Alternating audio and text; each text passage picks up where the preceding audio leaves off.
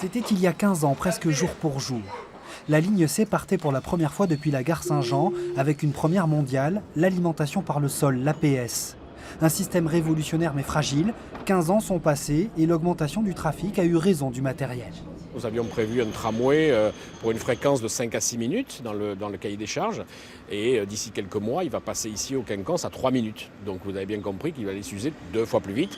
Donc il faut anticiper ces travaux pour ne pas tomber en panne. L'usure est donc accélérée par une fréquentation record. L'an dernier, 105 millions de personnes ont emprunté le réseau de tramway. Pour les usagers, cette croissance est souvent synonyme de galère. De 16h à 19h, c'est blindé. Le matin, pareil, de 7h30 à 9h, c'est blindé. Enfin, entre midi et 2, pareil aussi. Je suis du côté des facultés, là. C'est épouvantable. Hein. Les trams sont archibondés, malgré le rapprochement des lignes. Mais bon, c'est pas facile. Pour les conducteurs, cette augmentation de trafic et de cadence a aussi des incidences. La concentration doit être énorme. Les vélos, les piétons, les voitures qui grillent les feux.